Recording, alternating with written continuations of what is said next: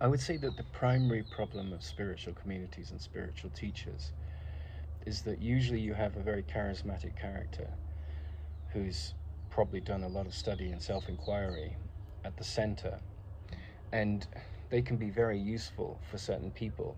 And all of us need guides in the physical world and so forth. But the challenge is that they get lost in this circus of being a savior figure, and they sit on their podium, and they talk to everyone, they talk at everyone about what they see, which is fine.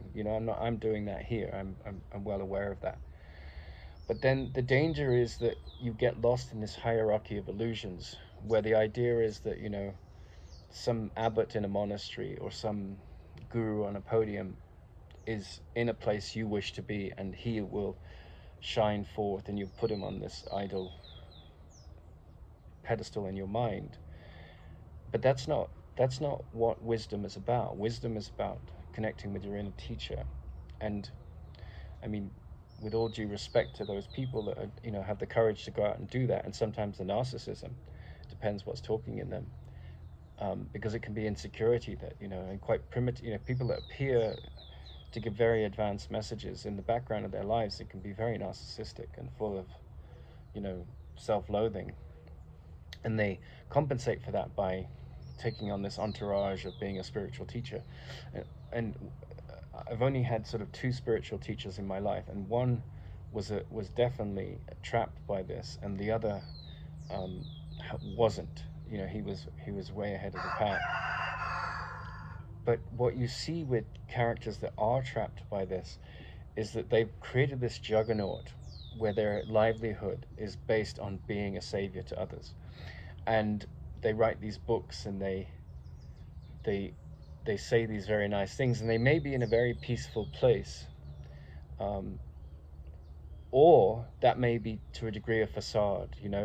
I went to visit one of the world's biggest meditation businesses. They do all of these meditation advertisements. If you're on YouTube, you'll see like the guy who's in charge of this business promoting lots of different. I won't mention his name because I'm not interested in putting people down. But it was very interesting because I walked behind the scenes, and it was this very trendy sort of Google-like office in Asia, and one of their offices is there, and there were people from all around the world, and I got a tour by someone, and I asked them what the leader was like, what his character was like. And he made a joke, because you often, you learn a lot from, you can, that phrase about someone's a butler or chauffeur or helper, they will see the real character of someone. And especially if it's a spiritual character that's like, I'm here to sell you your redemption and so forth. And there was a funny anecdote about how, our meditation division is not making money, like, and he was screaming at people, to make money. And that's a sure sign of this idolatry of money and power in the world, and importance. And one of the reasons I created Sutra Novum was I wanted to talk about the things that I'm passionate about. I wanted to dedicate my life to the teachings that I've come to see are wise. And I see all this pain in the world, and I see how awareness can usurp the pain mechanism that creates the pain. So it felt like a natural calling to do what I'm doing, but I didn't want it to be about my name, and I didn't want it. And I actually created a cartoon that lampooned these characters that try and make themselves out as a guru. So it took a long time to get to this model where what I was creating was about the message, not the messenger.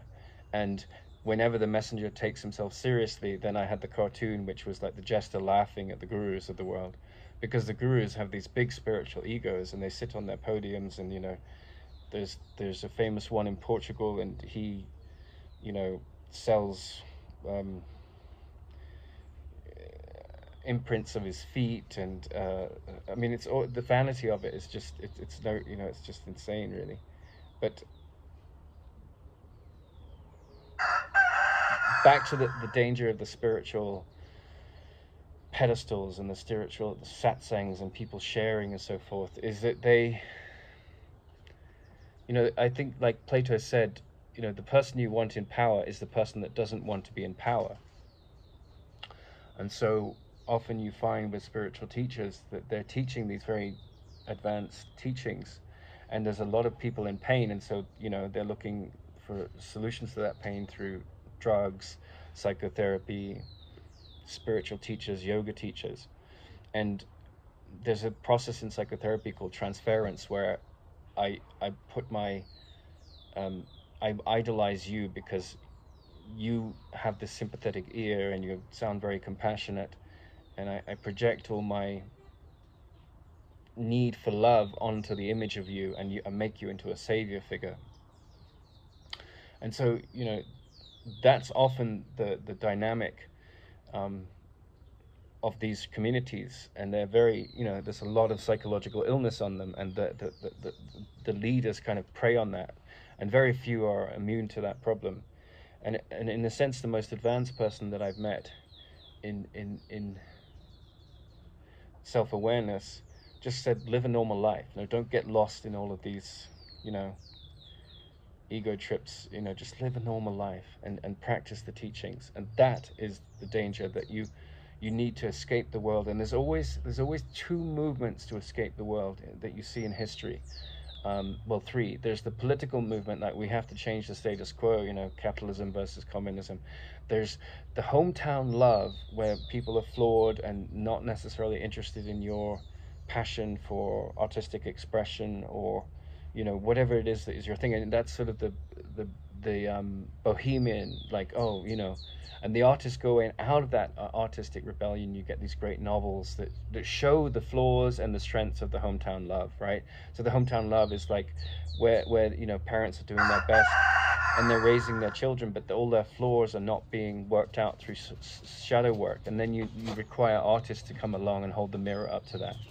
And that is one of the rebellions. And the other rebellion, the third one, is where you start to move out of just like the artistic, humanistic painting of tragedy and horror and young love and beauty, and you start to move in the direction of this transcendent process. And that's always at the more advanced aspects of psychotherapy and spiritual transformation. But the key point here is that that's something you do it, right? Your shift in perception comes down to something that's going on in the amphitheater of your mind.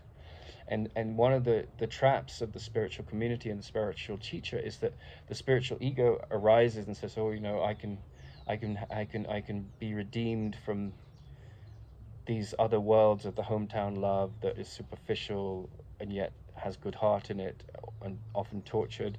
And then the bohemian and the political reactions, and then even the spiritual, right? Because all of these things can come from ego. And the trap is that you're in this community, or you're part of this group where you're sitting and there's a leader and he's very charismatic or she's very charismatic, but they have a shadow nature. And if you see that and point it out, well, you're going to be crucified by their spiritual ego. And so there's a lot of control that comes with those kind of, and of course, rightly so, those kind of communities are called cults. And so how do you get the culture that you need and escape the cult? The refined culture, then you have to do the self-work, right? And one of the other problems that comes with those kind of communities and those kinds of pedestals and satsangs and teachings and followings is that people get entrapped in the sense of, sort of neediness, and I'll save you, and my relationship will save you. And of course we all need interpersonal relationships in different degrees, but what is talking in the voice that's running towards that kind of community? Is it a running towards escaping from loneliness? Is the direction of your movement an escape from loneliness? Is it a movement towards self-awareness? And usually it's a mixture of the two, because we are We are imperfect beings seeking perfection within our minds, and that perfection is there. But the real trap of these charismatic characters and these charismatic monasteries and things, and you see it in any human group situation, no matter the content of the thing that brings them together, is inevitably these hierarchies and these authorities arise, and the real spiritual quest is, there's no dependence in it. The real spiritual teacher wants you out of his life, not in terms of like out of his life physically or her life physically, but they want you to be free of any kind of dependence. Whereas the insecure spiritual teacher, he wants you to sign up for his next retreat, and he's always looking to reveal to you the next hidden secret, so he can make his next bundle of money or get his next narcissistic dopamine trip.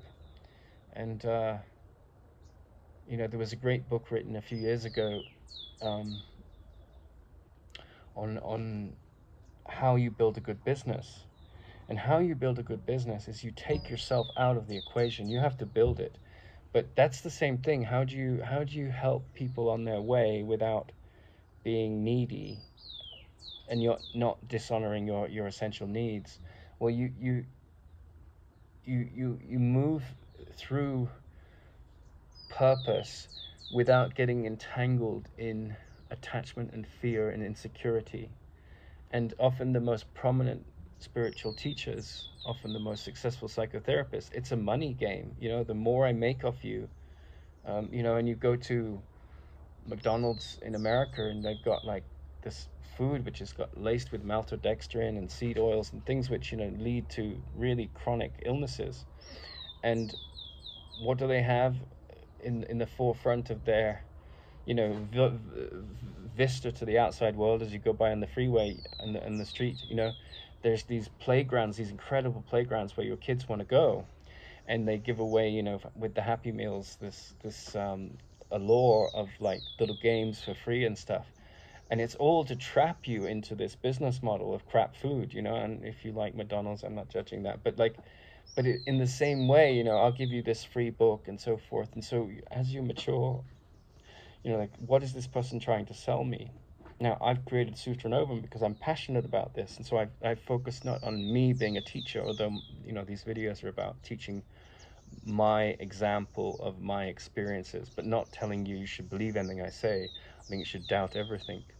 But in the background, I said, well, I really like high quality bags, and I like high quality t-shirts, and I like these, I don't have many possessions, but the possessions I do have, I try and buy things that will last instead of junk.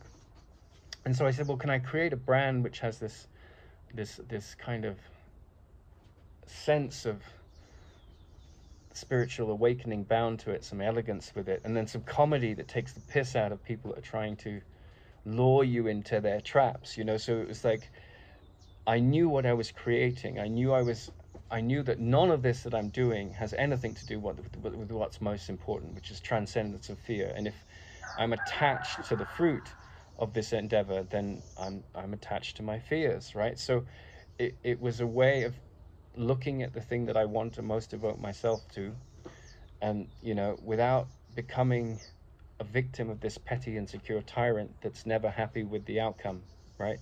And so the vanity that goes with a lot of spiritual teachers is measured and clear, and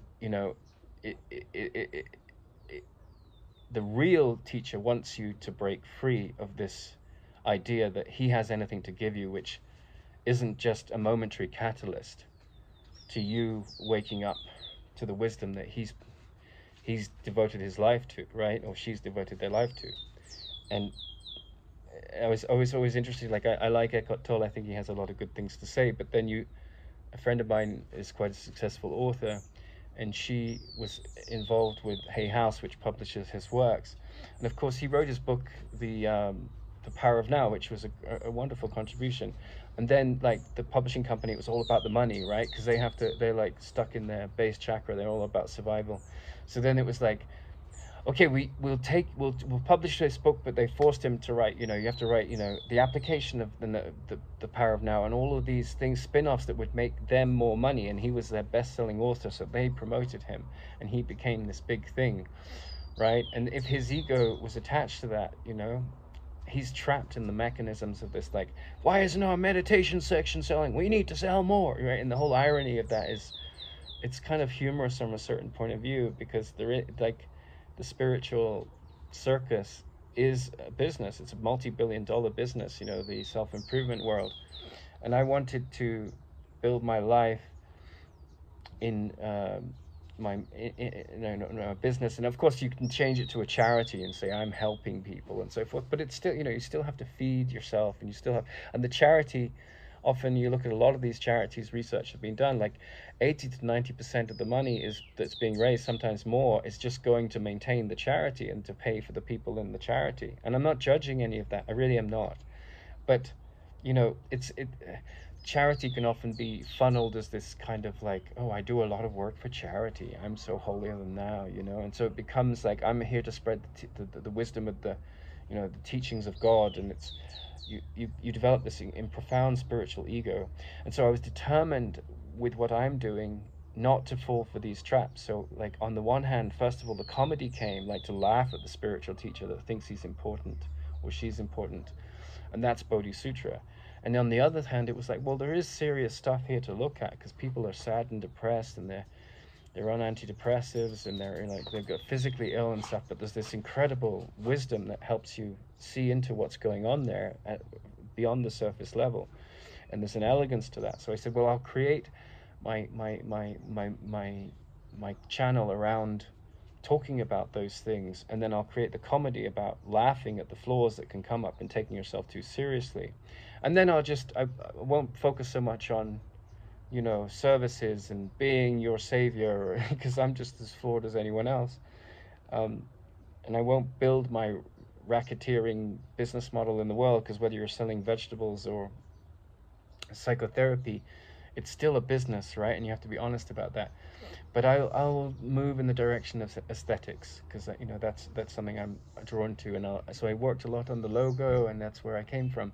But this is not about me, although I'm using the story of me because that's relevant here.